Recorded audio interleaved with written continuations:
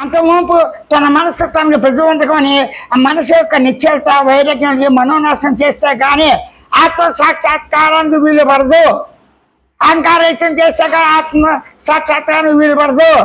అజ్ఞానాన్ని పూర్తిగా నాశనం చేయాలి. మనోనాశనం, మనోవాసన త్రయంలో మనో నాశనం, వాసన త్రయాలు, ధనీష దారీష పుత్రీష ఎన్ని రకరకాలు అయిపోయి ఇవన్నీ నశించిన తర్వాతే అప్పుడు విరక్తి కలిగి ఇవన్నీ వచ్చిపోయి నశించేవి, వచ్చిపోయేవి కాకుండా నశించేది కాక ఏదైతే ఉందో చైతన్యం, ఏదైతే సాక్షి చైతన్యమో, ఏదైతే బ్రహ్మ పదార్థమో, ఏదైతే ఆత్మ పదార్థం అది నేనే ఉన్నాను.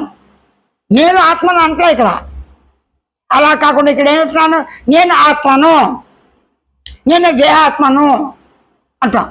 ఇక నేనేం చెప్తా, మీరు ఎన్ని పరిస్థితులు ఎంత బాధలు పడ్డా, బాధలు లేకపోయినప్పటికీ మీ సహజ స్వరూప స్వభావం సశాంత పరిపూర్ణ మౌనమేనని, మౌన పరిపూర్ణ సశాంతమేనని స్వయం బోధ స్వయం ప్రబోధ సూచనతో అవగతం చేస్తున్నాను, సరళంగా సులభంగా స్పష్టంగా.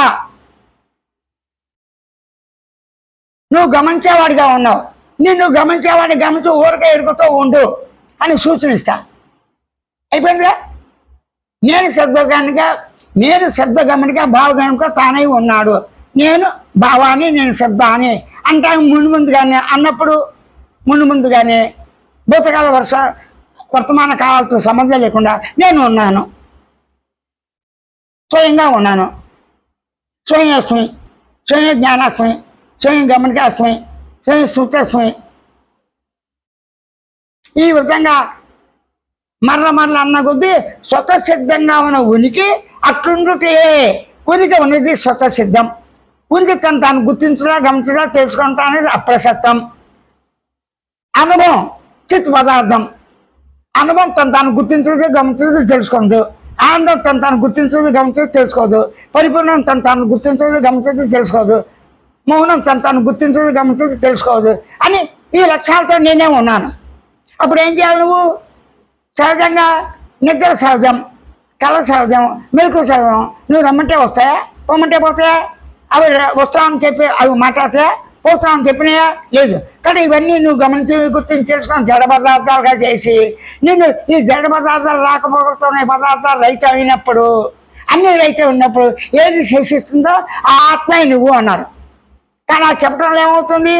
భక్తి కర్మ జ్ఞాన యోగాలు ఎన్ని చేసినప్పటికీ, పూర్వాలతో పోతున్నప్పటికీ, పోకపోయినప్పటికీ మళ్ళీ జన్మల పాలే రావటం పోవటం చేస్తూనే ఆ కంటిన్యూస్ ప్రాసెస్ అయింది. కానీ పూర్ణంగా జనన మరణ రహితము లేదు.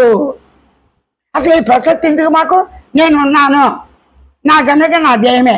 దేహాన్ని గమనించేవాడే తాను గమనిస్తూ ఆ గమనించేవాడు ఎరుక లక్ష్యంతో సహజంగా ఉన్నాడు. ఎరుక సహజ స్థితిని స్వయంగా గుర్తించి గమనించి ఊరకుండు. మౌన సహజ స్థితిని సహజంగా గుర్తించి ఉండు.